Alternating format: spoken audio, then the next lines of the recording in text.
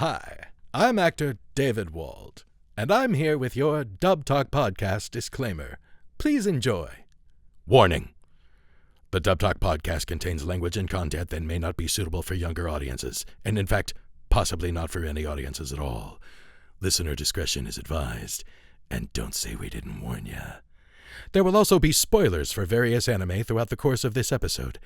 Please use caution in case we discuss a series that you haven't finished, because here at the Dub Talk Podcast, we spoil anime for everyone. Finally, the opinions expressed, though succinct and probably very well put, are those of the individual participants and may not reflect the Dub Talk Podcast as a whole. Please enjoy the show.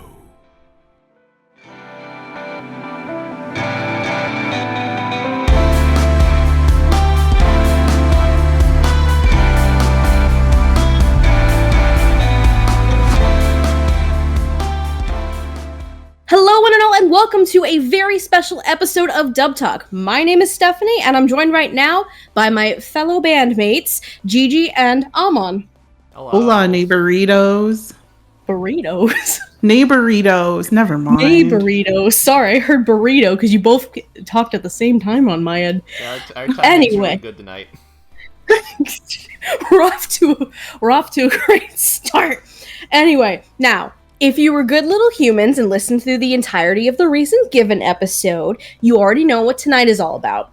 But if you didn't, why the hell are you here right now? Go back and watch the Given episode and go watch Given itself while you're at it. All right, that's your homework assignment before you come back and join us here. Now, for all the good little boys, girls, and non-binary peeps who did finish the assignment, you are in for a real treat tonight. We have returned to our little campfire with our s'mores, our favorite box of wine, and this time with our acoustic guitar to chat with a very special guest. A near 20-year veteran in the anime sphere, you probably know him for his voice work as Herman Luis in Garo the Animation, Washiho Usaki in Actors Songs Connection, Onodera in Kageki Shoujo, Reiji Sakamaki, aka the Fun Police, in Diabolik Lovers, Ainosuke Shindo, aka Adam in Sk8 the Infinity, and, a personal favorite of mine, Dr. Toshio Ozaki in Shiki. However, you may also recognize him for his directing work, serving as ADR Director for projects such as the Case Study of Vanitas, Kase-san in Morning Glories, Love Stage, Adachi and Shimamura, The Stranger by the Shore, and of course, the reason why we're here today. Given. Bitches, bros, and non-binary hosts, please welcome back to the podcast our Rainbow Overlord, the one and only Mr. David Wald. Yeah! He's back!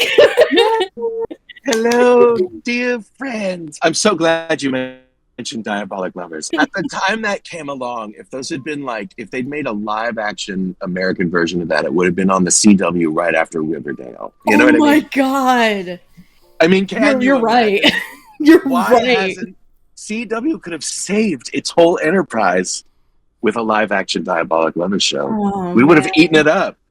Literally. I'm writing it right now as Teen we speak. soap Gigi's gonna figure it out. She's gonna pitch it. It's fine. I'll be there tomorrow. Right at the studios. Hell yeah. Anyway, how are you, sir? I'm great. I'm just, rolling along, doing the summer in business.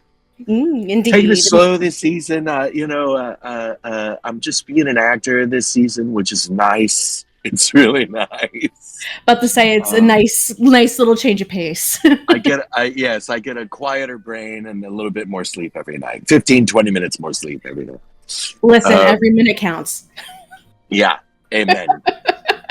Enjoying the summer here in the South. Yes. Well, I kind of need to tell a story how we even got here to this point, because it's kind of fun. How this is dark. This is kind of funny how this all turned out, right? So a couple months ago, you reached out to us about talking about Given, like, hey, have you guys done an episode on this before? I wasn't sure if you had. If not, maybe we can get together and do another Campfire chat. The last one we did, which I found out was 5 years ago, was a lot of fun. Yeah. I re-listened to the Love Stage one that we did 5 years ago, like a week or so ago. I'm like, damn, it's been 5 years. Anyway, and at the time, I was like, yeah, we've been wanting to cover Given. We haven't really freed up the schedule to do that quite yet.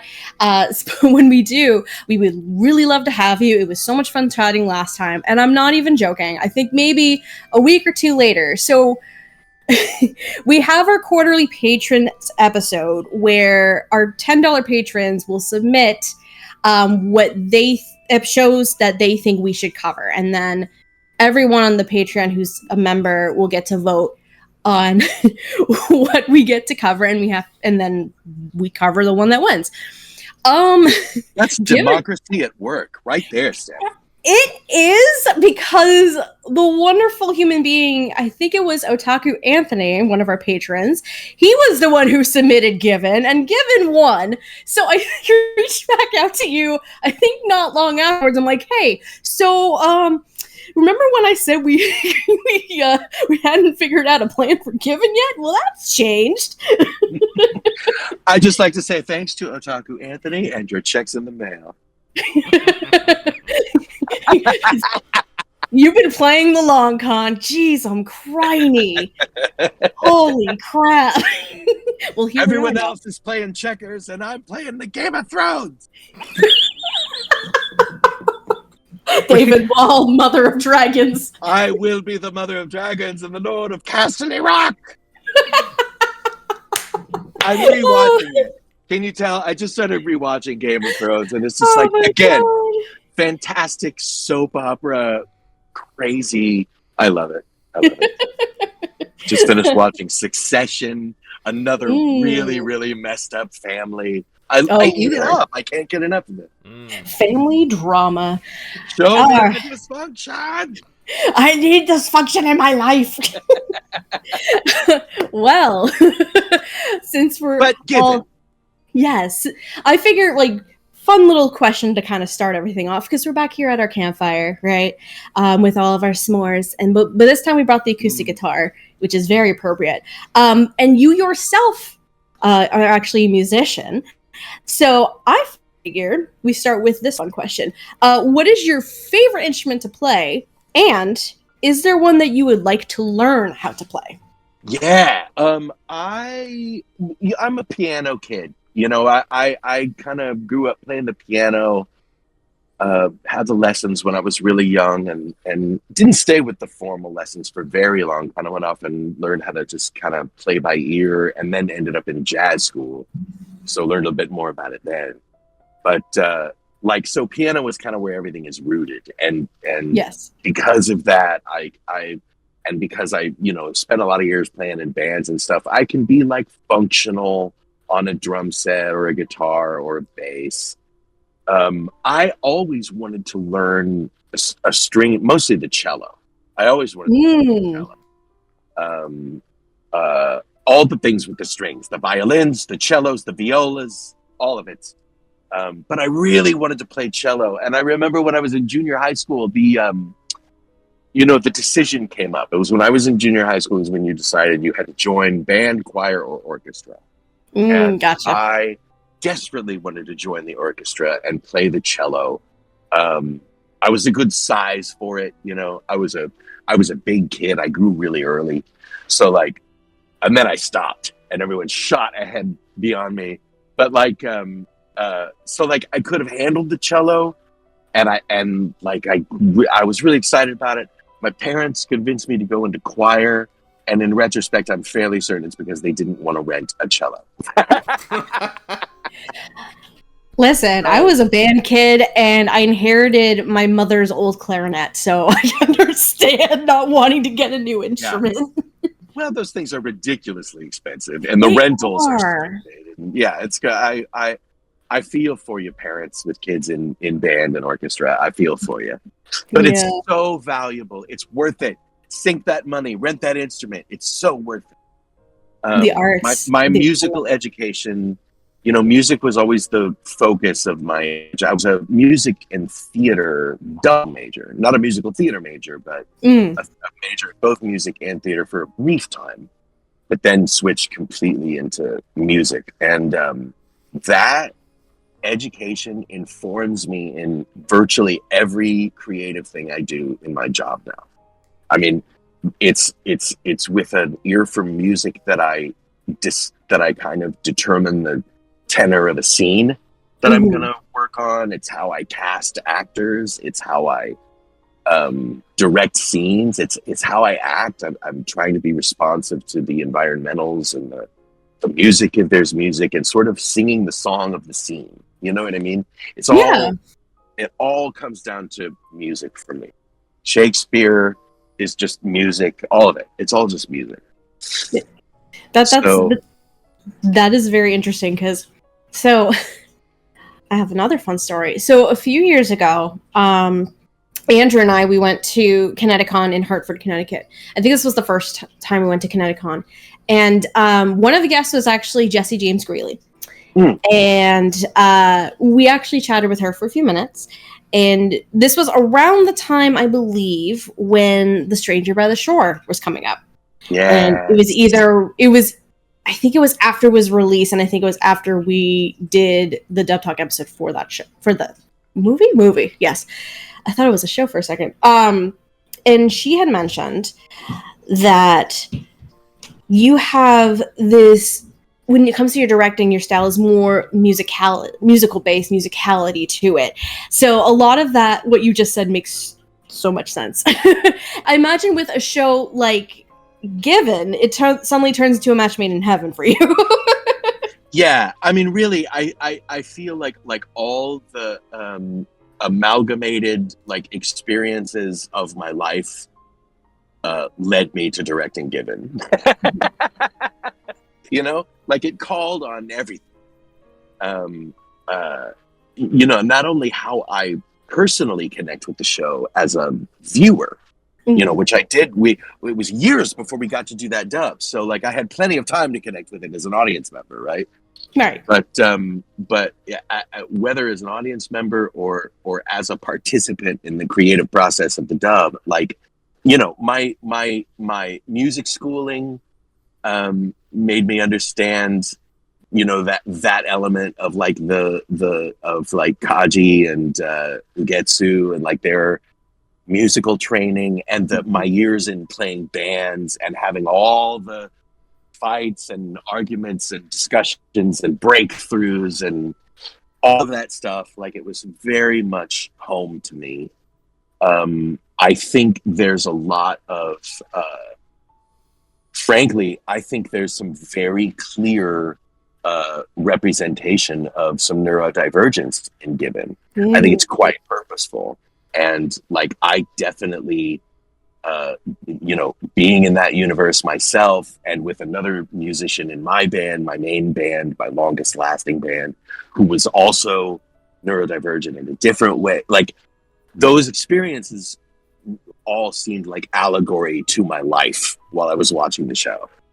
And then beyond that, it's completely unapologetic and beautiful queer love story. Yes. My band days weren't as great a queer love story, but they had everything else. Listen, you can dream. Music has informed everything. As a matter of fact, in Stranger by the Shore, Jesse and I are really tight. So Jesse and I talked about that show a lot while we were working on it. And one of the things I gave her was a piece of music, some Schubert's Trio in E-flat, Opus 100. And I forget which movement it is, but it's a piece of music. It's a trio between a piano, a violin, and a cello. And it is one of the most hauntingly beautiful pieces of music you will ever hear. Oh my God. I think you just reminded me. That is the exact thing that Jesse told us too. I completely forgot about that. Yeah.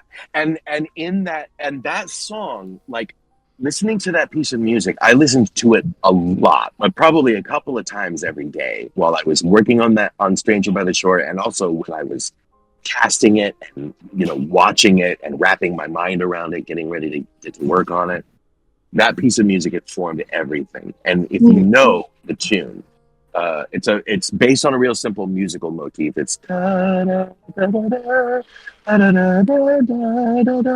really beautiful motif, and it just repeats and rearranges throughout the song. It's shared by the piano and violin and the cello, and it was clear to me that piece of music was like really beating with the same heartbeat as the entirety of Stranger by the Shore.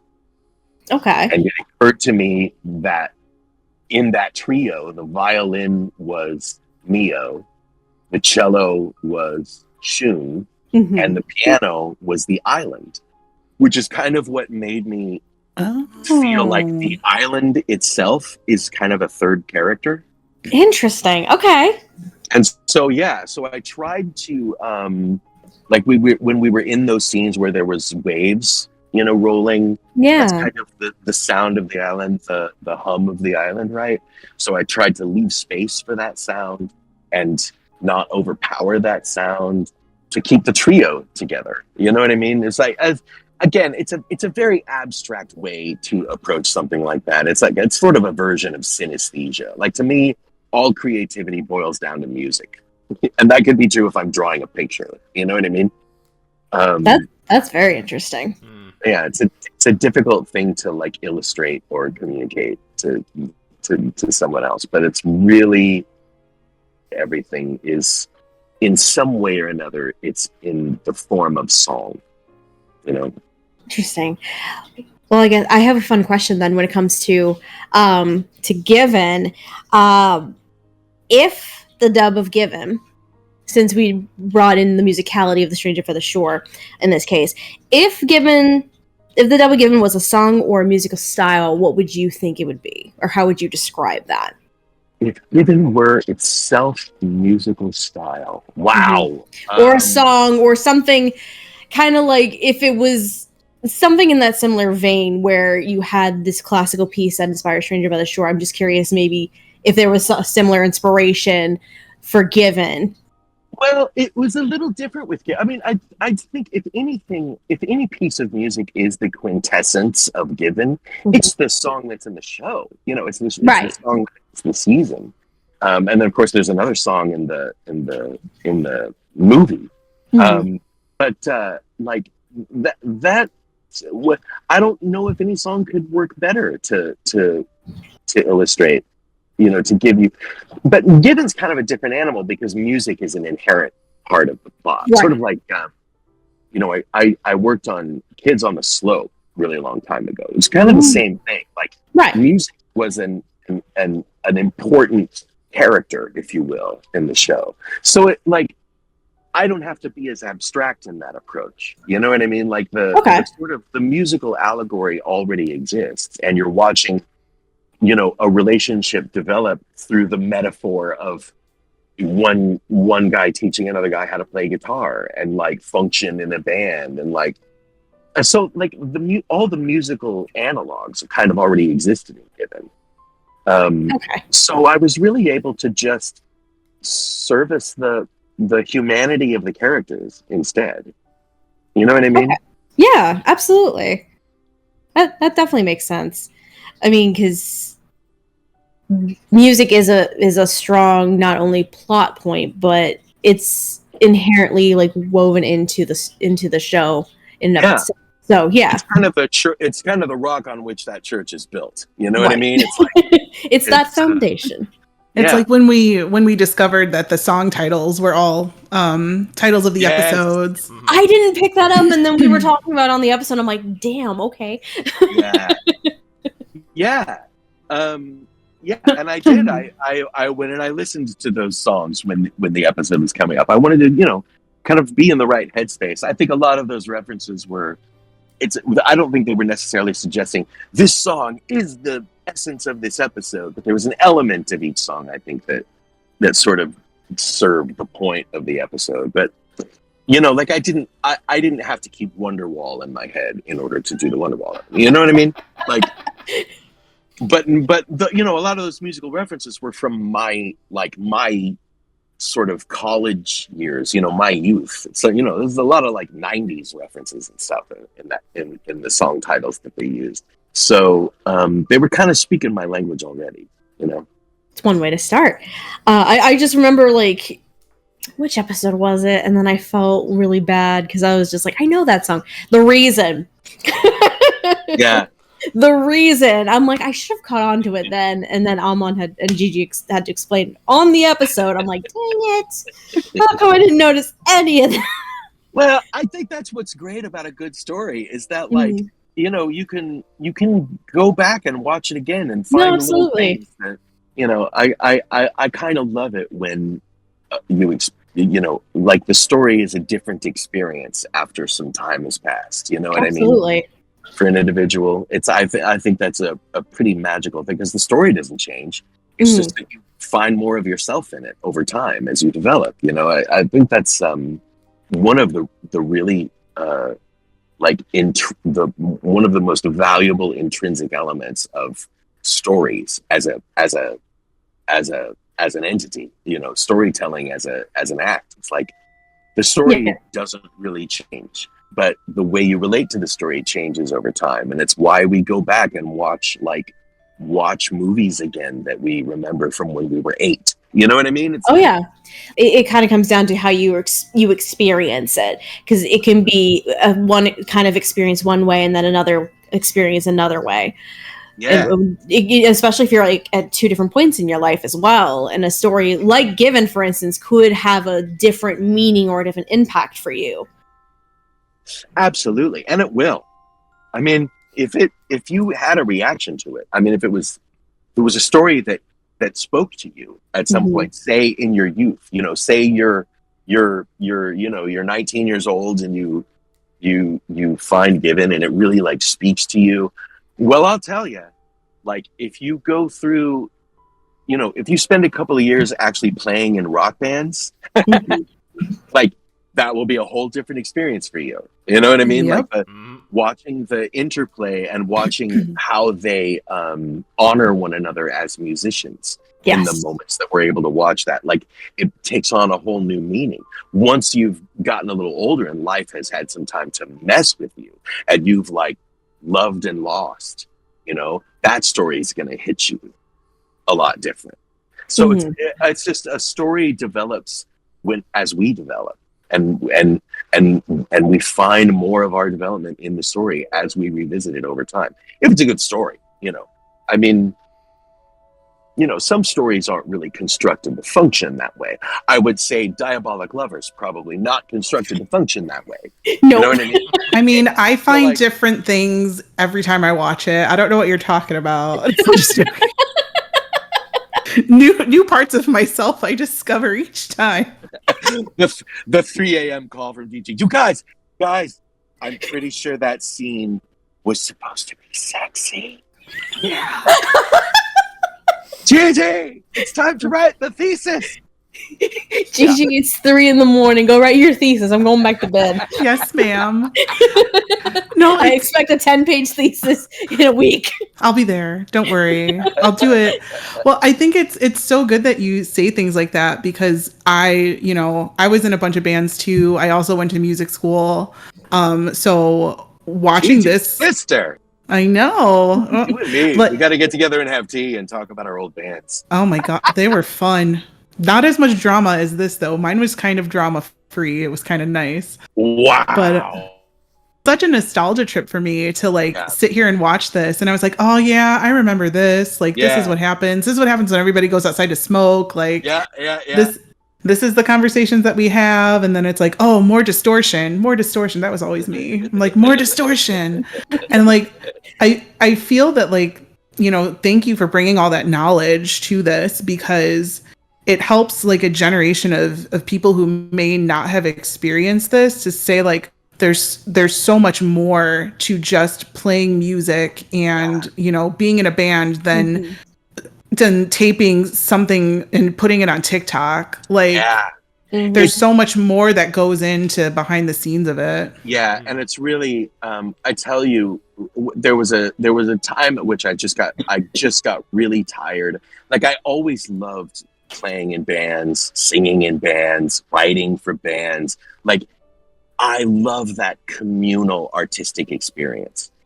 And for a while I thought, I got really tired of packing up the van, playing for like discount whiskey and gas money, like free beer, okay, playing three, we were trying to be Fleetwood Mac. I think we kind of beat it to the punch, but we were all young and full of energy. What can I tell you? But like that, I after that, it would have been a reasonable decision for me, being a writer and being a singer, songwriter, piano player. It would be very easy for me to go. It would have been very easy for me to continue playing music and like doing solo, club dates or whatever. Just keeping my fingers in the bowl and doing the thing. But I was never interested in the singular experience. You know what I mean? It's one of the things I love so much about directing, which surprised me because I never wanted to direct anything, ever. Traffic, nothing. I didn't want to direct. I just never, I never wanted that. But like, it's kind of like being in my head, and again, because everything boils down to a musical analog for me, it's like being a band leader, It's like you've got the chart of the song in front of you. You've got really gifted players, and you get to be the Duke Ellington at the head of the band, giving them the heartbeat of the song. You get to be Count Basie, counting off the tempo, making sure everybody's in the pocket, and like keeping them there and witnessing their moments of inspiration and knowing when to feature it. You know what I mean? It's like I love that experience. And likewise, in music, I really liked the experience of like, I did most of the writing on my own for my bands. And I would come in with a really skeletal structure of a song, and then we'd kick it around the room and we'd sort of develop it and argue about it and play over some stuff and kind of put the meat on the bones and end up with a song that was representative of all of us, that we all were excited to then play for people. It was like it's just the communal experience of making music is such an important creative force. And I think that while it's amazing today that like anyone can get a couple of like sound generating programs and like Pro Tools and like make music at home, and some of it launches them to stardom and they turn out to be really great at it. That's wonderful. I mean, I that's absolutely wonderful for those singular artists. But for me, the essence of music is in playing it together, in taking this singular event and making it a communal experience between the creatives who are participating in it and the audience who's watching that process unfold before them. You know what I mean? So I really like that sort of vibe, and playing solo, being like a solo singer songwriter artist, just never really rolled my socks up and down. And I think it's the same impulse that led me to direct. And once again, all these things sort of served Given in a very direct way, because like I have been where those boys are.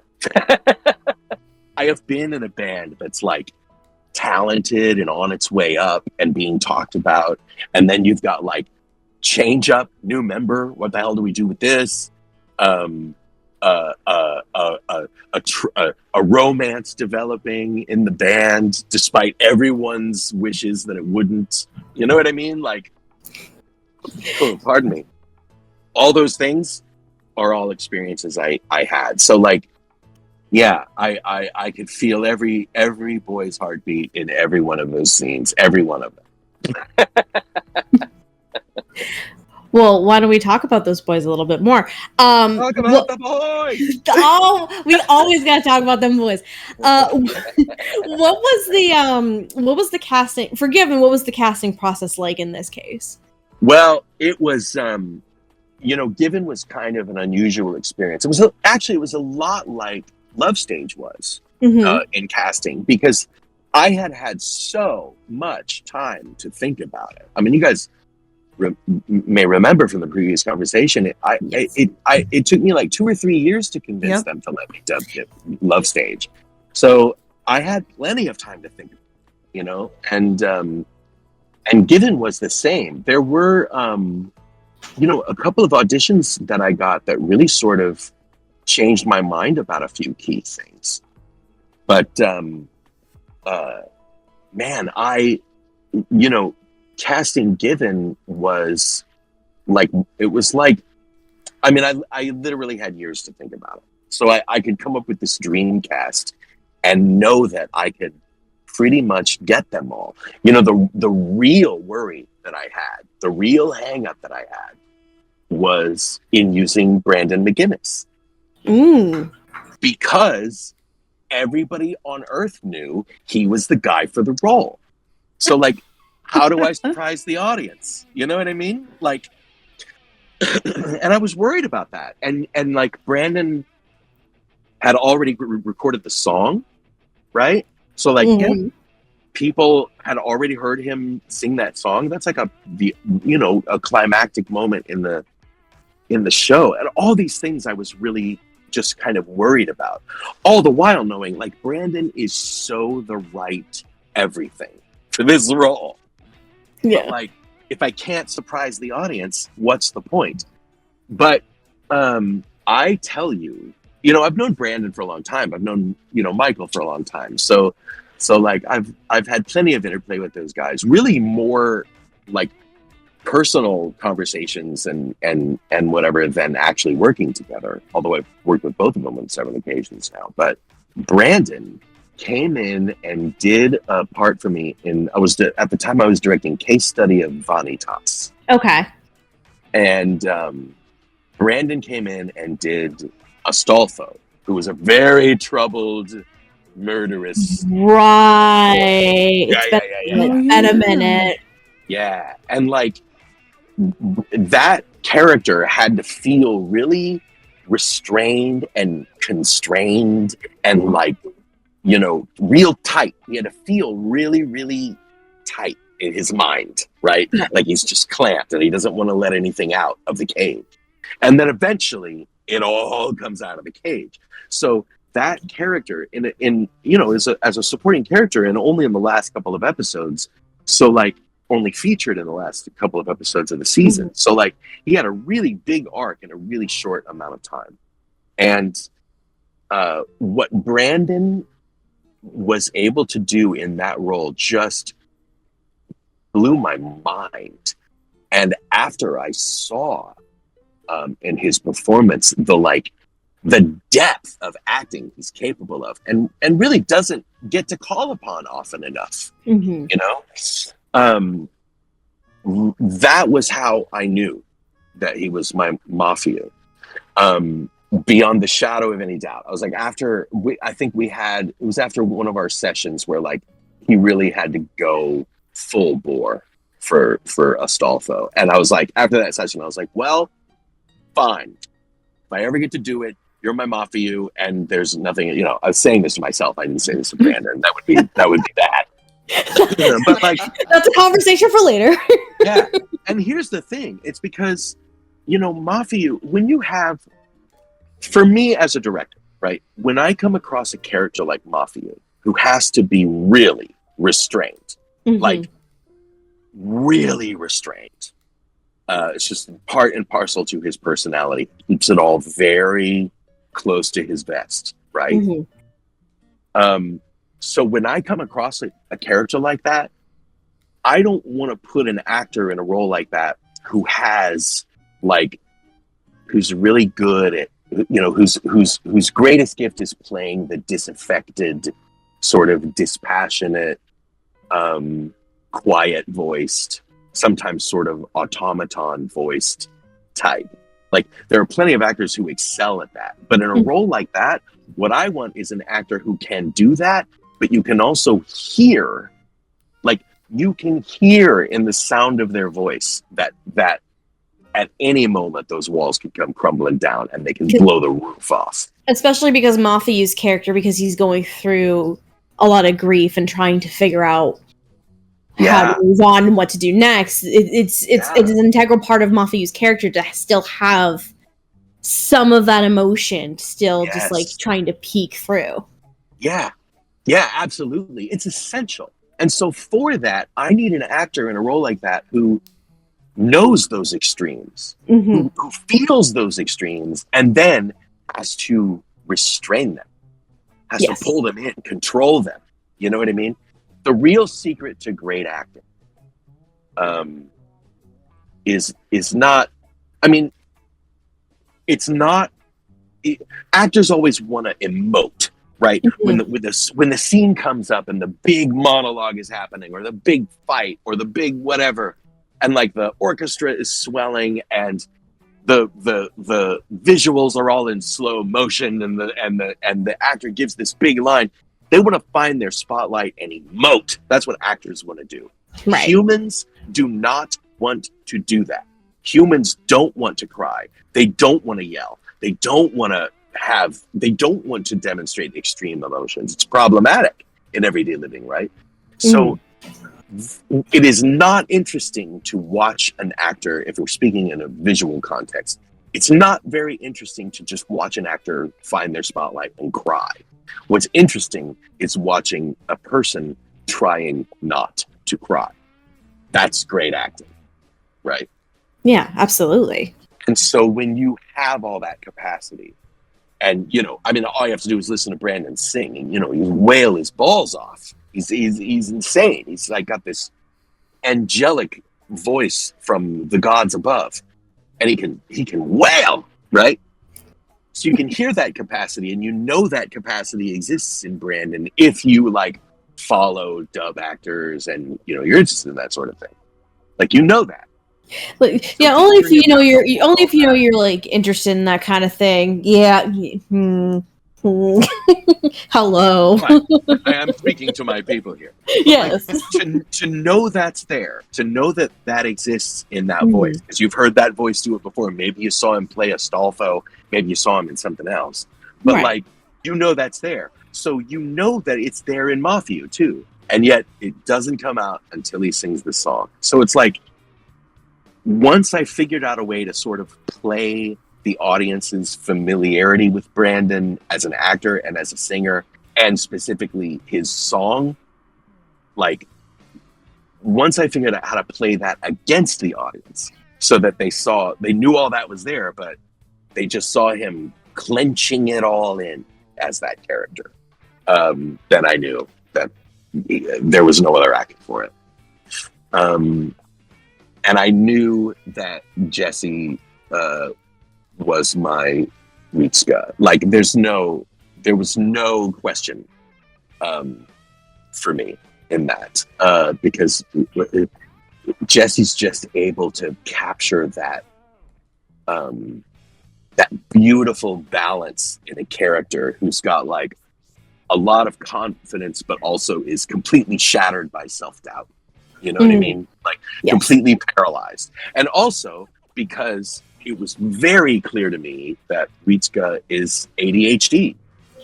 I mean, that whole, the way he responds to things, his mercurial attention span, his whole moment where he's like, where you go into his head and you see all the Ritskas, like, I think that was one of Amon's favorite parts.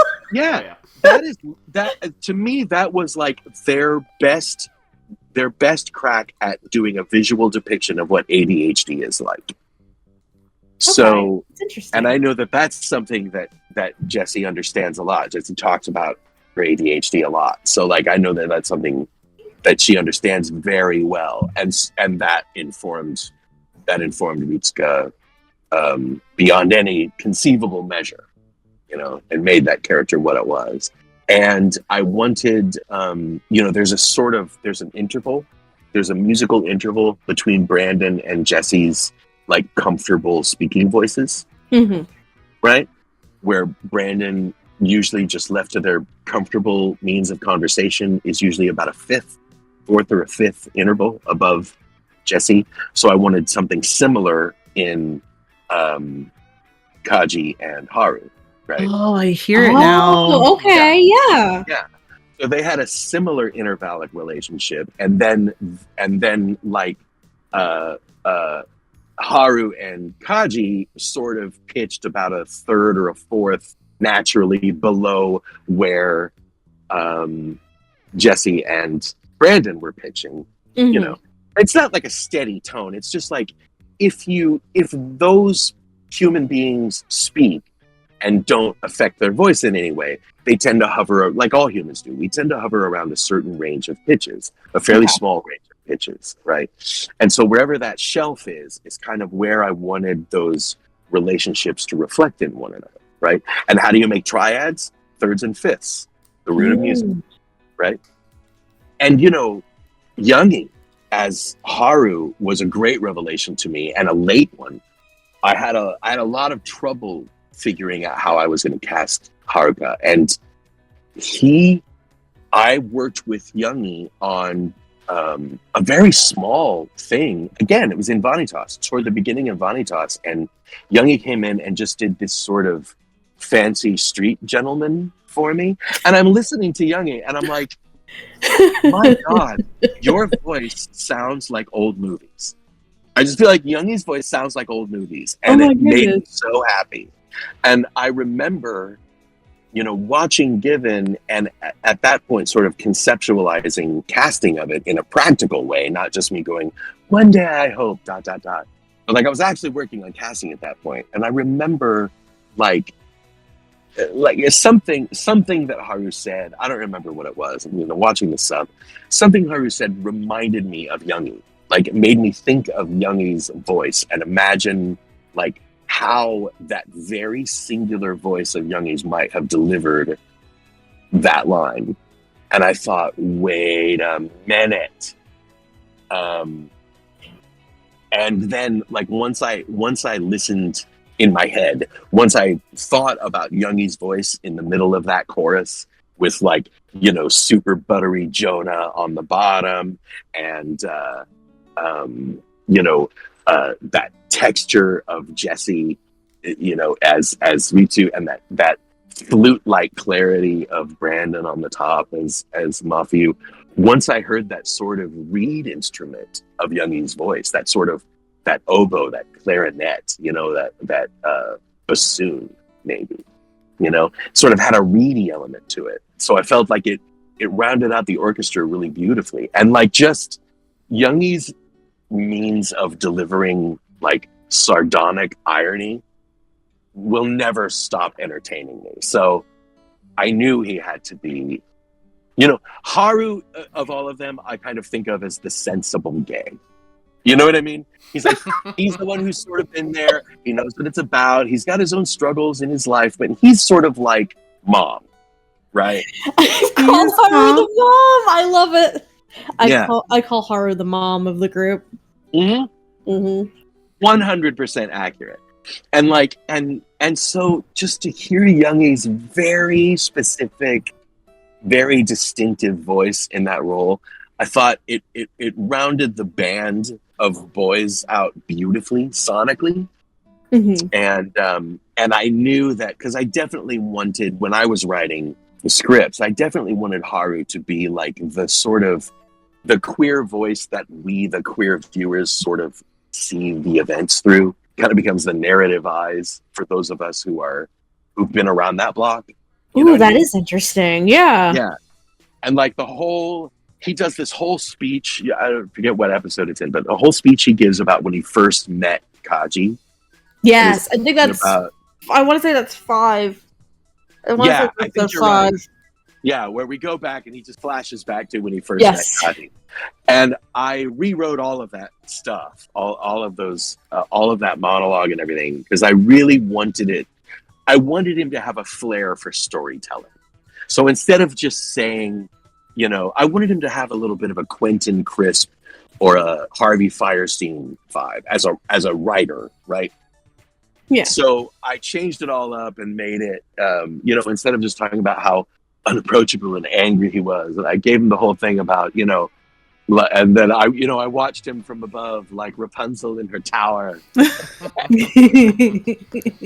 and then I was like, I wrote that whole speech, and I got to the end of it, and I was like, well, how the hell do we wrap this up in one line? And I was like, he's talking about cutting his hair. Oh, sometimes you have to play out the whole metaphor. Oh, well, sometimes you have to play out the whole metaphor. Done. Cut. Brand. And like, send it off. What Youngie was able to do with that speech, it was key to the character, I felt. Mm-hmm. And he just captured it so beautifully. No, yeah, absolutely. I find it very interesting when you were talking about Haru and how Youngie kind of helped bring everything together. Yeah. Because the first thing that came to mind when you were describing that was in the show itself, Haru is the person who keeps everybody together. Yes. He's the one who is not the genius of the group, but somehow, because of that makes him the most integral piece of the puzzle. Yeah. Yeah. It's required. I worked in a band very briefly. It was more of a studio project than a band. But it was 3 guys, and all 3 of us were like really accomplished in our particular sphere, right? Mm-hmm. And we held nothing back on this project. Like, it was all like, wow, listen to how complicated that guitar line is. Whoa, listen to the engineering on that bass part. Whoa, they're doing 36 tracks of vocals. What are they? Yes. Like, it was like it was just a sort of a creative project for all of us, but it was like we would go in and blow the whole wad, like everything, every trick we had, it's like we were aiming for like Pink Floyd, yes, King Crimson, 38 notes per second. That's a combo right there. Holy cow. And you flex, right? And it just like, it got so boring. It was like, you put a couple of like virtuosos together, and then you have a performance that no one can connect with. Right. So you have to have that element in a musical endeavor. You have to have the thing that makes it approachable. You have to give the narrative view. You have to let the audience have a narrative view of that piece of music through some part of it. And in Gibbons' case, it was their bass player, Haru, which that's a great role for a bass player to serve in a band, kind of, because really, it's a misnomer. A lot of people think in modern music, like the drummer is the one keeping the time, but that's not true. The drummer's a melodic instrument, the bass player is keeping the time. The bass player dictates the pocket. The bass player dictates the heartbeat. And who could have had more capable hands than Haru to hold the heartbeat in that band, right?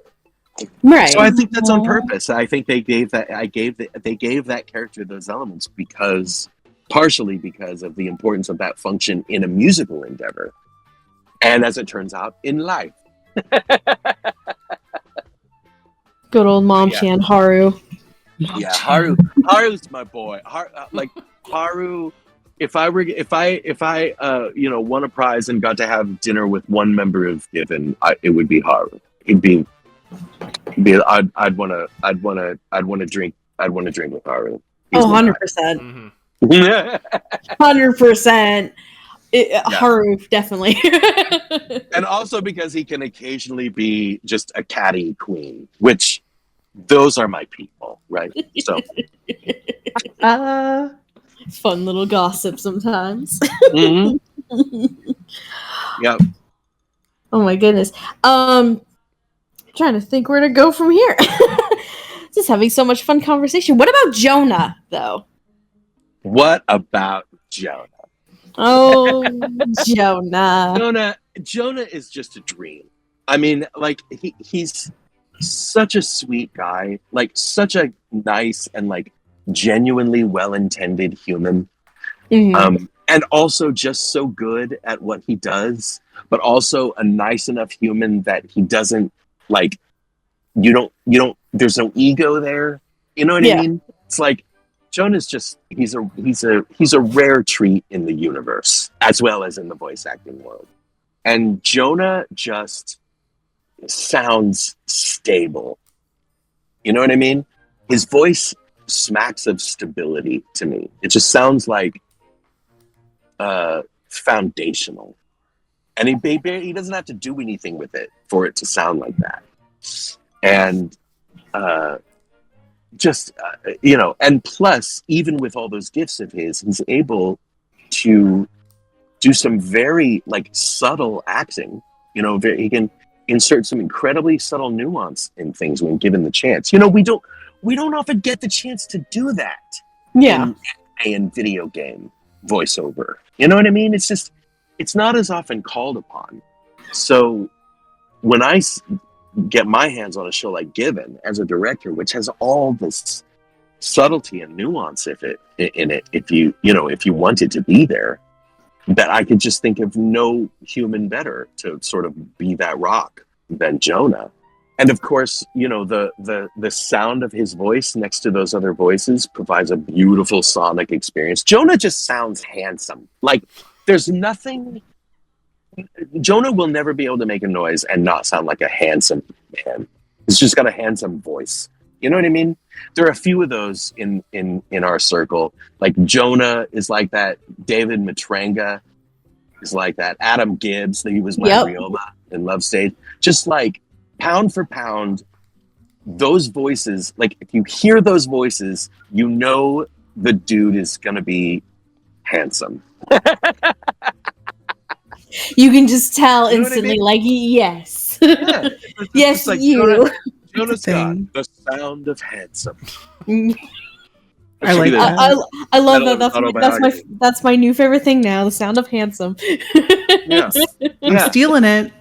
Make a list. And with a voice like that, you know, with a voice that buttery, Jonah never would have had to do really any work to like, you know, he would have never had to figure out how to act. That voice would have carried him through forever. But he can act. And when you give Jonah something to really chew on, my God, that monologue, that speech about when he was talking about giving up the violin, you know, and like the sort of like all the scenes between Kaji and Ugetsu were really key to me because they were a direct reflection of something like a relationship that I had when I was younger. And like that sort of like being together but resenting it, and that resentment sort of drips into even the most casual conversation. The way that Michael and Jonah were able to play that song, just like, it takes an actor of great skill to pull that off believably without making it sound just like a soap opera. And Jonah just nailed it. So all of that, and also skills. I mean, fuck this guy, right? Fuck Jonah. Where does he get off? Where do you get the nerve, Jonah fucking Scott? Being so fabulous and wonderful and kind and nice and go to hell. He's getting called out right now. God. Oh my gosh. We're starting drama now. I just adore Jonah. I adore it. So, you know, there was no one else for it. No one else was ever going to play that role. Oh my gosh. It's great that you mentioned like the relationship between Ugetsu and Jonah's character. When, especially during the movie. And I will say that during that beginning part of the movie, there was a part where I had to pause my Blu-ray and say, "Excuse me?" And then I had to rewind it and turn the volume up a little. And I was like, one more time. If you select something that doesn't make you do that, I have failed. Well, you succeeded this time, sir. So like the fourth time in, and I was like, oh, there's the line. Found it. Nailed it. And I was like, every time that David has a show, like there's one like specific moment that I'm like, excuse me, did that just come out of their mouth? Yes. oh, okay. We all know the line in Hitoriji My Hero. We know that one. Like, this is the new one. And I was like, oh, okay, one more time. Dude? I don't remember. What was it? No, don't make me say it. Wait, which one? Hold on. It's the one that David Strongest says. My friend Dylan's obsessed with it. He like did Hitoriji My Hero? Yes, I remember that one. No. Oh, you mean the one in Given? That's what I was trying to clarify. Are we talking Given or are we talking? oh no, it's the one about Kaji being hard. So yes. I was there. We all were here. I was embarrassed. It was fine. And then my mailman was coming, so I had to like quick go to I do have the exact line because oddly enough, Andrew was home today and he watched the movie for the first time and he found the line and he wrote it and DM'd it to me. It's I bet you were hard as a rock.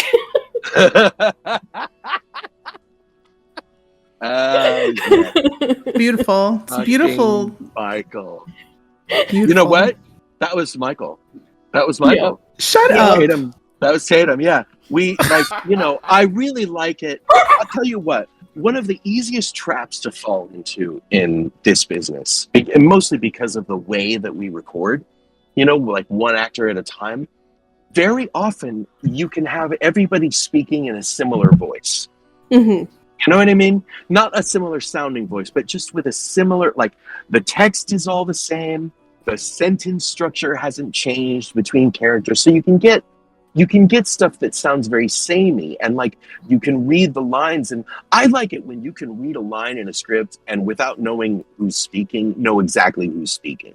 Yeah. Like that set of words can only be coming out of Ugetsu's mouth, right? So like one thing that really helps with that is when an actor says something like, hey, can I try something? I got an idea. And then they do something like that. And it absolutely like galvanizes the scene and informs the character. And then, the actor has the freedom to do that. And I, as the director, will also do that while we're working. So like text will change. And then that way, if it's coming out of the actor's instincts or my instincts as I'm working with and considering that actor, then it's something that's specific. It's a turn of phrase that's specific to that character. It's a linguistic approach that's unique to that character because it came from the mind of the actor who's voicing it. And that's very interesting because not only because J. Michael Tatum was the one he came up with that line, if what you're telling me is correct. Yeah. Just how it was portrayed, how that tone, everything just added like this extra layer of toxicity to Ugetsu and Kaji's relationship. We're just like, ooh, okay. Yeah. Michael and I had a lot of tea about that character. We have both at one point or another dated that character, and we have both at one point or another been that character. So, like, the conversations, I feel like Ugetsu, I just want to see, like, he deserves, like, 10 seasons of his own story. Like, agree. This man. Yeah. There's a lot happening with this man. Yeah. We don't have time to unpack all of that, but... Yeah. But like, how amazing is that a character who appears in like a handful of scenes is that rich? Yeah. You know what I mean? And like, if you're fortunate enough to have an actor with skills like Tatum's to do that character for you, you're like in heaven. You know what I mean? Yeah. Like nobody else could have done for that character what Michael did. He was born for it. So that's wonderful. Yeah, so and especially with an actor who's as experienced and has such strong instincts as Michael does. Like when he says, "Hey, let me try this line," it's gonna work beautifully. And because of his skills and experience, sometimes when we do that, when we as actors offer an alternate line, which I've done before too, as we all know. But like sometimes it's you'll be looking at a sequence and reading the script and reading the line that's in the script and it just doesn't quite fall in the mouth. Like it could work, it can kind of fit, like it starts at the same time the mouth starts flapping and it stops at the same time the mouth stops flapping. But sometimes those mouth shapes will cause you to think of sounds and word shapes and construct a line that you wouldn't have otherwise thought of. And that is as close to, the ideal of acting, the ideal situation is that you hear a character speaking and it sounds like they're thinking of those words while they're speaking them. As opposed to when you hear, like, when you see like the stereotypical like grade school play and the kid walks out and goes, "It's a time of great terrible things and the king will save us," and they just sound like they memorized a piece of script and they don't know what it means. You know what I mean? Like, that's killer. It's absolutely killer. So, to have an actor with instincts like Michael's to be able to inform a character who's that sophisticated already just on the page, like it's a dream scenario. The actors I got for that show were all exactly the actors I dreamcasted. I did what so many other people have done. I sat down and I thought, dreamcast of Given, and then I actually got to make it. So. Yay! And then the dream came true. Someone let me do that. Someone let me do this. Oh my god! Yeah, I'll make this the best decision of their lives. They will not regret it. It is hard to argue against to speak of Tatum, I definitely remember watching the movie and the monologue he has at the beginning was like, I think I've taken how good an actor Tatum is for granted because this is absolutely amazing. God damn. Yeah. Well, that's what I always like to do. I really want to, if I'm directing something, I really want actors to have the opportunity to show you that. And like, the way you do that in anime, what happens in anime is, it's like, particularly when you think of the usual like shonen show, it's all just peaks, no valleys, right? Right. It just gets bigger and bigger and bigger. And kids, characters will talk like this the whole time. And then what do you do when you're really mad? You know what I mean? What do you do when so it's all just, oh, well, we'll make it louder. He'll scream longer. You know what I mean? And like, so we always want to raise the peaks higher. Instead of that, I like to drop the valleys lower. I like to throw dialogue away. I like to make things mumbled. I had to talk Youngie into that. Youngie's been doing a lot of anime, writing on anime for a long time. And so I had to get Youngie used to like feeling okay about completely throwing a read away. So like the difference is, I can't think of a specific Haru line, but like the difference is, what do you feel when you hear someone say something like, "Great, that's a great idea," delivered full front, no subtext, as opposed to, "Oh, great, that's a great idea." You know what I mean? It's giving that richness, that texture to it, and so much more power. Yes, right. Like you have to lean in to listen to that and hear it, and also the fact that the character is throwing the line away informs the character. It's something they don't want to give their full voice to for some reason or another. You know what I mean? So like, interesting. I would like to see anime do that more. I would like to see anime more leaning into building valleys into the dialogue instead of just making the peaks taller. Interesting. I imagine this might actually lean into a fun question that I have. So a comment that kind of has come up a lot in the anime that you've recently directed in the past few years is that you are a master when it comes to directing intimacy, almost to the point where it's like an art form, right? This could be prevalent with things such as Stranger by the Shore, Vanitas, and even Given, just those intimate, those very intimate or sometimes even tense moments where there are those deep valleys that you kind of get to explore.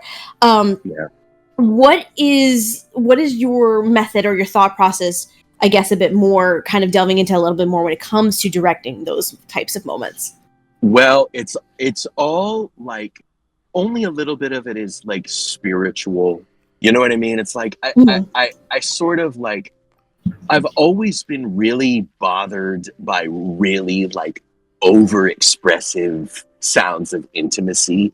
Mm-hmm. You know, it always feels really like someone just watched a really bad porno and this is the only way they can think of to do this. You know what I mean? Yeah. Like, why are you making those sounds? Why? What are you doing? It doesn't make any sense. This isn't natural. Stop it. Yeah, it always just bugged me, and it was distracting to me. And so I like the sounds to be very like natural and reactive, responsive, reactive, instead of being like, you know, like just like that shit that people do when they think, oh, my partner should really think I'm enjoying myself right now, I will scream. You know what I mean? Like, that just feels like artifice to me.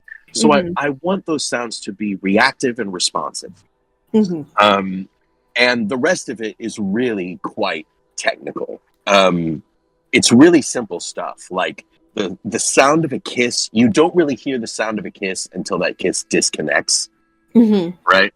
So I had to, you know, I'd have the actors do a small noise, and then I'd be like telling the engineer, you know, in a lot of shows, I've had to like tell the engineer, I'm like, no, move it right. No, move it right. Move it to when the lips disconnect. The engineers in the anime always want to put stuff on the contact, right? Like on the movement of the mouth, not after the movement of the mouth. Yeah. Mm-hmm. So the sound of two lips together, you don't hear until they come apart, generally. Mm. So that's a little trick. The other trick is there is a sound that happens when a human voice is being absorbed by flesh, right? So like if you've got a sequence where two people are kissed, like they're really close, and or maybe their cheeks are together, or they're whispering in one another's ear, there is a sound. There's no filter for it in Pro Tools. There's no there's nowhere to recreate this digitally. But there's a sound that a human voice makes when it's being absorbed by flesh. It's very unique. Mm-hmm. And so when the characters are in really close proximity, I would have the actors put like a certain part of their hand in a certain spot near their mouth, so it's not interrupting the sound getting to the microphone, but you also hear some of that absorption and reflection, right? Okay. Yeah, and like, you know, so yeah, so a lot of it is really mechanical, and the rest of it is just like, I don't ever want the sounds of intimacy to be the point. I want them to be like an unavoidable reaction to whatever's going on. So that's kind of my philosophy of doing it. If there is, I've never really thought about it as a philosophy, but I'll put that. We'll put that in the philosophy section next to Socrates. The next new chapter in the philosophy book. Yeah. Oh my gosh. But yeah, no, there's a lot. There's a lot to consider when it comes to the sounds of intimacy, and I think a lot of times, like in a lot of the dub work I've seen, and even like in regular animation, you know, in like prelay animation, actors, engineers, directors seem to kind of forget what that intimacy actually sounds like, and they'll just record an actor making a kissing noise in the air, and like I can hear that. And it distracts me, and it makes me think, all right, well, nobody's into this now.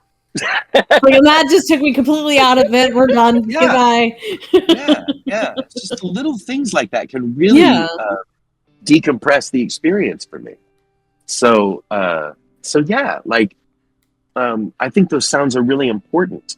And I've even added them into scenes where they didn't exist. I don't think you heard, you know, there's that in Stranger by the Shore. I believe I'm remembering this correctly, but in Stranger by the Shore, in that sequence where Shun takes Mio to the hotel room, I don't believe, if I remember correctly, I don't believe there were any like sort of intimate sounds in that sequence in the J. But I needed them to be there. I had to have them there. I had to. Because it says so much. I mean, the sound of a tentative kiss, you can't, there's no imitation, there's no replacement for that sound or the volumes of information it communicates about a character in one simple little smacky noise, right? Yeah, so absolutely. Yeah, I think it's really important, and particularly in a show like in something like Stranger, where that intimacy, we've been waiting for it for a really long time, and it really needs to pay off, and it really needs to feel real, and we need to feel these two boys having that experience for the very first time. Like it does a lot. Those sounds do a lot. As long as you don't think of them as just like, I don't know, well, how loud would she scream in a porno? Like. Oh, God.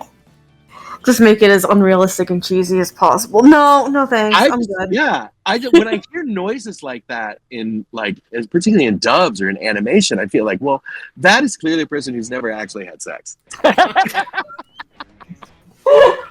Either that or they haven't had any for a long time. Oh, man. Yeah, which is very judgy of me, but there you go. Listen, if nobody knows, I'm going to shut up now. I'm going to shut up now before I say something stupid. Oh my gosh. Tell us the truth. Tell us all your truth. Steph, we're all friends here. Everybody's fine. We got the guitar, right? We got like s'mores and a box of wine. Everybody's chill. I'm just joking. I swear to God. Andrew just walked out here and is now looking at me. Just giving me that look like, you gotta fucking say it now. Get away from me. Go away. Oh my gosh. Say it. I can't stop laughing now. She's done. Stick a fork in her. Stick a s'more stick in me, I guess. I don't know. Ouch. That's painful. I was gonna try to save you and pivot to a new topic, but I'm enjoying this too much. I mean, I did this to myself. She does it all the time. It's fine. I do this to myself all the time. Good grief. Oh my gosh. Anybody else have questions while I'm trying to stop? Okay, while you're dying over there, I know. I guess per usual. I know when last time we talked, we had talked about during like Hitori My Hero getting two actors in the booth at the same time together. I'm guessing there were a lot of like COVID precautions for given. Was that at all possible here? No, we couldn't do that. Actually, Given was recorded 100% remotely. Awesome. Every single actor recorded remotely. I directed remotely. It was all 100% remote, and this at a time when like Crunchyroll was already clamping down on that. Right?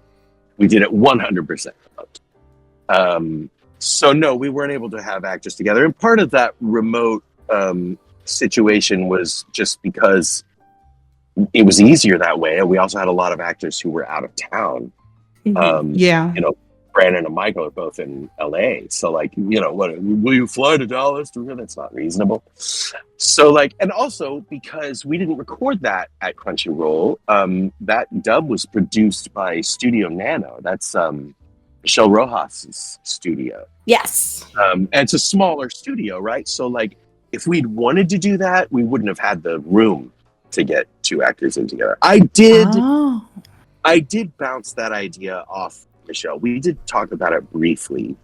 But I was just like, sort of like, hey, what about this? Do you think this is a possibility? And it just like, it wasn't going to be practical for a lot of reasons. And primarily because, Mafi lived in LA and Ritsuko lived in Dallas. So if we're not going to put them together in a room to record, why would we put anybody else together in a room? Right. Where I really wanted to use that, where I would have loved to have used that, was on Stranger by the Shore. Just because I think it would have informed things in Given very well, but it would have really informed those performances in Stranger by the Shore, because they're much smaller performances. You know what I mean? More intimate and constrained. So like having those actors together, Jesse and Brandon doing those scenes together, that would have been or not Brandon, it's a stranger. So Jesse and Briner. Justin, yeah. Being able to have those actors, and also, by the way, talk about actors who like have skills. Justin and Jesse, these are like the best of the best in this business. So to have those actors together in a room, being able to sort of like generate some electricity that way, it would have been amazing. But we were squarely in quarantine precautions there, so there was just no way to do that. And I'm, I have no regrets about Stranger by the Shore. I'm really proud of it. Just as the same as with Given. I would have been really interested to see what might have happened if we'd been able to do that, but we just weren't. And I think I don't think that it's suffered because of it. You know what I mean? Yeah, absolutely. Where's my list of questions? Kind of going back to Given a little bit more, because we have both the TV show as well as the 1 hour OVA movie. Obviously, between the two, at least in Japan, there are definitely some different leniencies or liberties that were taken because of TV broadcasting regulations. Did directing the movie feel different than the TV show, especially with any like leniencies allowed with the writing and the subject matter? No, I mean, I feel like structurally, I don't think it felt very different. I approached it the same way. Mm-hmm. In working on it, we didn't. I wasn't really acutely aware of them skipping things.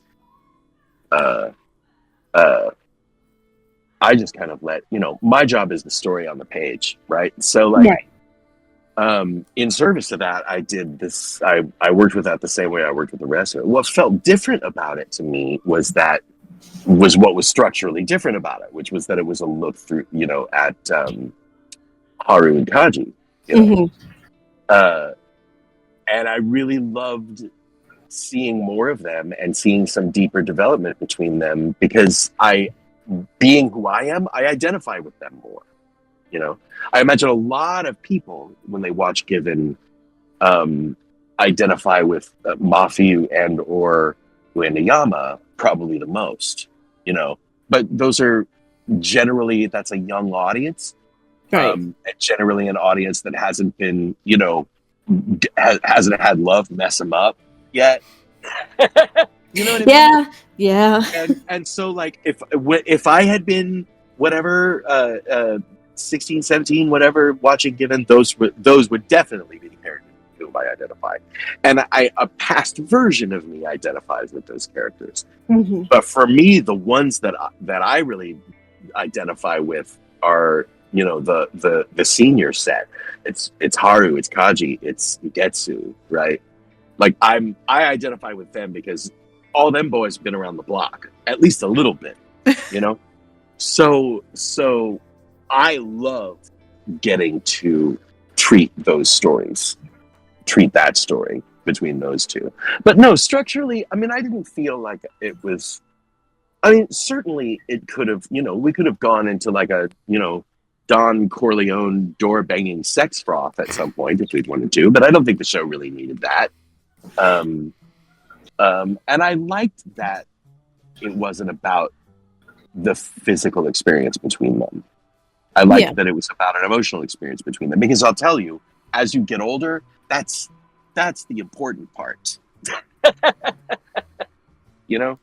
The sex is a given, but the emotional experience when you get older, that's much more difficult to navigate. And I liked getting that view of those two guys while they navigated that. Yeah, I think all three of us, I think we even said when we recorded the Given episode, I think all three of us said that we kind of felt a bit more attached to Haru and Kaji. A bit more than we did old. Yeah. We're old. Yeah, it's true. That's like what we were saying in the beginning, is like how a good story is gonna get you a different way. Mm-hmm. You go back to it a couple of years later and you'll find, wow, I didn't even think about the experience that character was having you know. And then one day in a far off future, you know, you'll be like watching parents in anime struggle with how to raise their kids who can shoot lasers out of their eyes or whatever, and it's going to mean a whole something different to you, you know. Yeah, absolutely. All those things. That's kind of the beauty of storytelling. But yeah, like I definitely, as a youth, I definitely would have identified with Mafu and Ritsuka, both of them. Probably more Mafu than Ritsuka. But in my adult life, like, I mean, Haru is basically speaking with my voice, right? Haru's words are the way I arrange my words. You know what I mean? So, pardon me, I'm choking on emotion. Please don't die. Don't die from emotions. There we go. Sorry. I had to mute and exorcise them demons. Be gone, demons. So, like, Haru kind of talks how I would talk, basically. Mm-hmm. You know what I mean?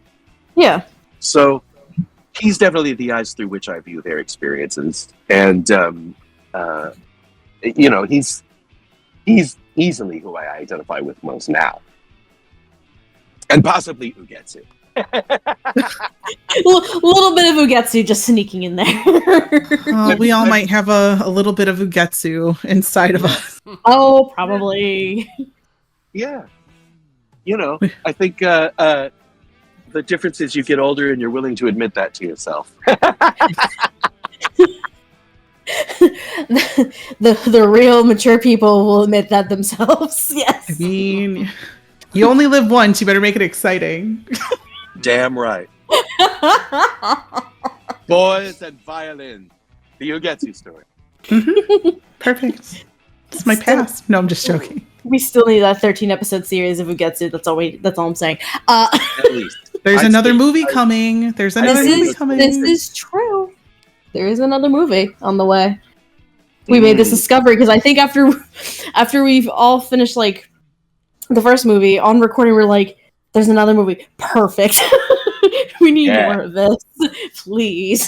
Well, you know, I don't know myself. I don't know anything about the movie. Like I don't know.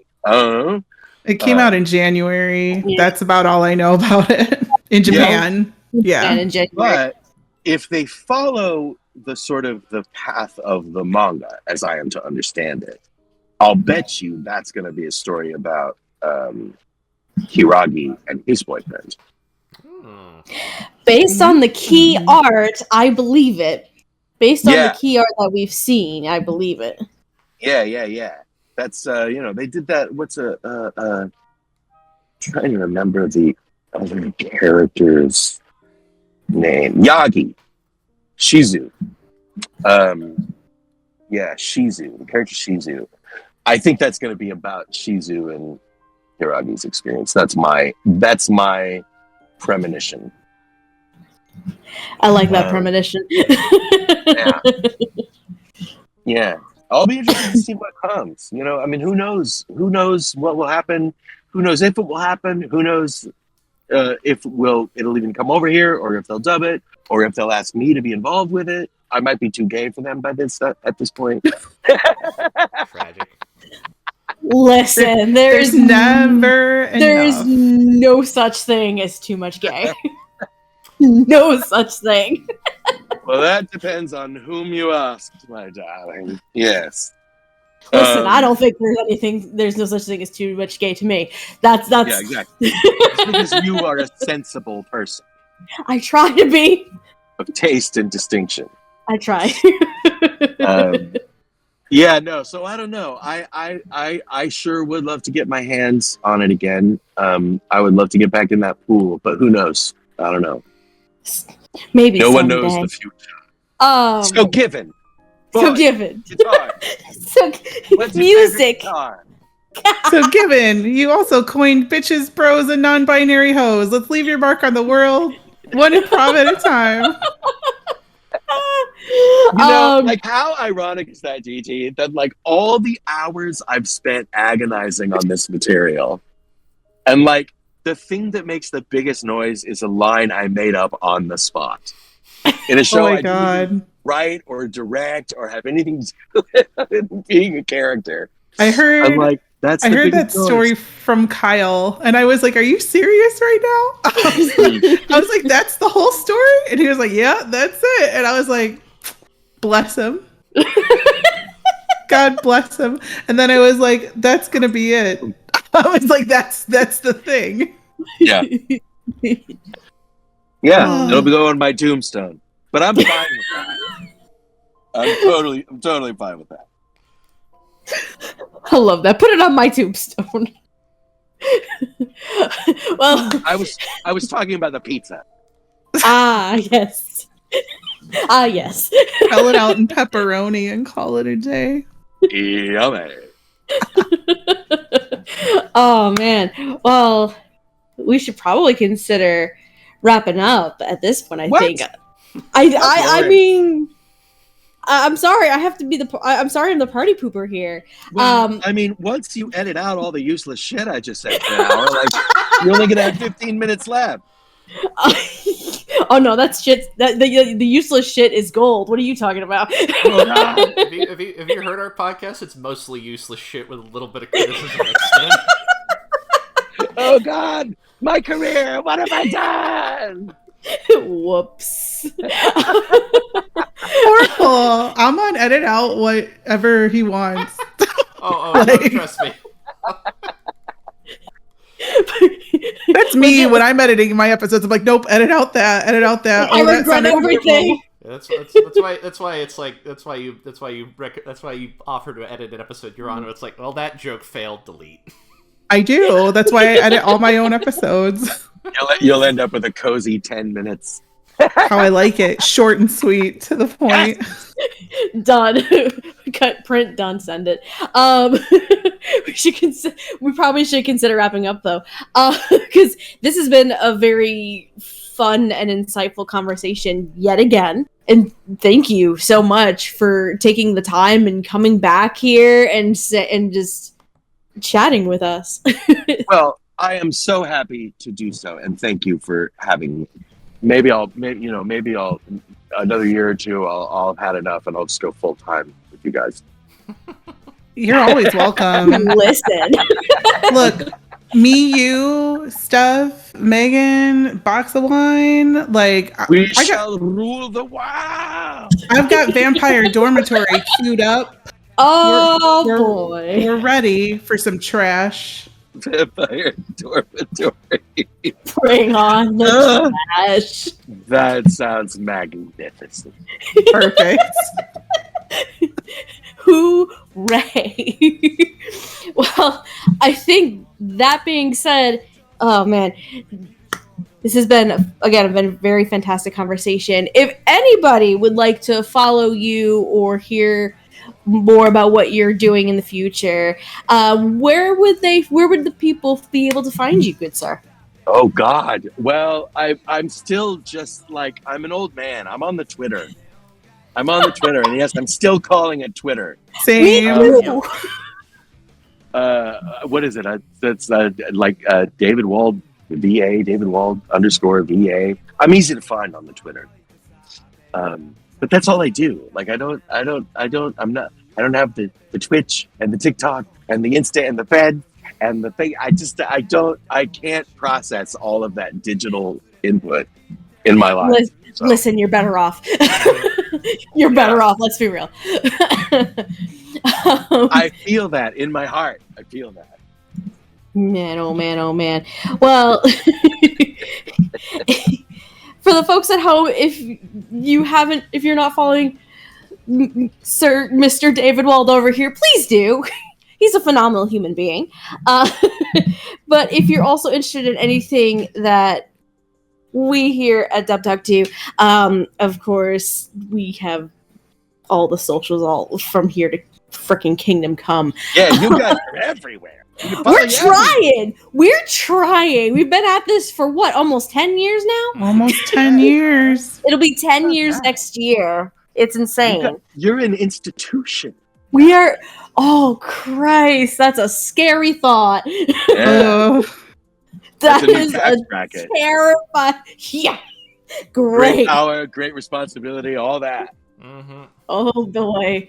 Well, if you want to follow, if you want to keep up to date with anything from the Dub Talk podcast, in terms of finding episodes or specials just like this one, you can subscribe to us on YouTube. We are also available on audio platforms. We are available on Spotify, Apple Podcast, and Podbean. If you want to follow us on any social media, you can follow us on here's the list: Twitter, Blue Sky, Instagram, Twitch, all of which are at Dub Talk Podcast. If you want to support us in a different capacity, we do have a Ko-fi for small one-time donations, or if you want to support us in an even bigger capacity, and potentially magically jumpstart shit like this, because that story in the beginning, it was all because of our Patreon. This wouldn't have happened as fast as it did without the Patreon. What was his name? Otaku Anthony. Otaku Anthony who wanted to give an episode. Otaku Anthony's fault. He did this to us. Meanwhile, checks in the mail. But yes, if you want to subscribe to wow, I can talk. If you want to support us more on the regular, we do have our Patreon, and depending on which tier that you select, we can give you shout outs in episodes such as this one. So a quick shout out to our patrons. We have Marissa Lenti, Megan's Lenti! I'm just going to be the audience and clap for everybody. Yay! Yay! We have Megan's mom and dad. Yay! We have Michelle Travis. We have Anthony Brown, Carly Lesticow, Crimson Echidna, Quinoa Soup, and the man of the hour himself, Otaku Anthony. Again, Otaku Anthony! Again, your check from Mr. David Wald is in the mail. If you're interested in anything that the three of us here do, you can. My name again is Stephanie. I'm also sometimes known as Lilac, to which I believe David relearned very quickly earlier today when we were trying to set up Discord. But you can follow me on Twitter, Blue Sky. I am on TikTok, all at Lilac Anime Review, with review being spelled REVUE. If you want to follow Gigi, she is at Anime Palooza. She is on, I believe, Twitter, Blue Sky. I think your YouTube channel is yes. I can't remember. It's there. And then as for Amon, you can follow him on Twitter, Blue Sky, all at Amon Duel US, Duel having 2 U's. Amon, my good sir. Mm-hmm. Of course, because you're here. So David, I need you to explain this to him, though. So at the end of episodes I'm on, I have a little gimmick where I share a dusty old song, which is just a song I like. The name stems from a thing I used to do on Twitter a billion years ago. But usually a song I like, I try to have some sort of, thematic or, musical relation to the show we're discussing. And I'm with this. I love it. yes, you're a music person, clearly. I want to know, is there a dusty old song you would like to share with us tonight? A dusty old... Oh, I'm sharing the dusty old song. Yes. We're going to put you on the spot. Yeah, you know what? I'll tell you the first one that popped into my mind, and I don't know why it popped into my mind, but it's the Willie Nelson tune, "Time of the Preacher." Oh, no, I don't think I know Y'all that. know? I gotta check that Time one of the Preacher in the year of '01. Now the preaching is over and the lessons begun. Great story, song, narrative tune. All right, Amazing. all right, Willie Nelson is amazing. I'm gonna check that out. And I I would just like to say to your watchers, if you'd like to support me, be gay, do crime. Yay! You guys are all on the Blue Sky. Do you like the Blue Sky? Is Blue Sky nice? Is it the digital utopia? The rest of us who are not on Blue Sky? I don't use Blue Sky enough. I also don't use Twitter as much anymore, so I can't tell you that one. If you miss the days when there were fewer people on Twitter and it was just a lot more calmed down, Blue Sky is great. Like it's okay. It's like if you like Twitter the way it was like 10 years ago, Blue Sky is a great time. Okay. All right. Yeah, I just made an account. I remember Twitter 10 years ago. Yeah, when you could text your tweets in. We were so innocent then, you guys. I still have Twitter in my phone at the number that you could text the tweets in. Amazing. No way. Yeah, wait, it's still there. That's amazing. It don't work. Does it still work? Oh, I don't think so. Damn. Let's try. Oh We're gonna try right now. no, it's actually linked to my Twitter that I deleted. you're gonna get a call from like someone in Ohio going, "Would you stop texting me this stuff?"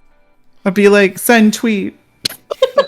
Send tweet. What? Who the hell is this? I don't get it. What do you want from me? I don't want all of your chocolate chip cookies. God damn. I'm just trying to text in Adam Lambert pictures. Why don't you let me do what I do? Jesus Christ. Well, thank you, dear listeners, for joining us tonight as we have such a fun discussion. And I guess that's all she wrote. Did we make sure that fire's out before we start burning down all of like everything? Yeah, I stepped on it. Mm-hmm. Don't worry. It just was begging for me to step on it. I mean, that's happened before, so I thought I would, give it a bone. Everybody pee on the fire. Quick, pee on the fire. It's fine. Oh my god. I'm out of here. I'm taking these marshmallows. As long as I get the chocolate bars, that's all I care about. Yeah. Well, to all of you at home, thank you for joining us. Have a good night. And as always, Otaku-wan, my friends. Love your faces. Rock over Cheers, Boston. lovies! Rock over Boston, rock on Chicago.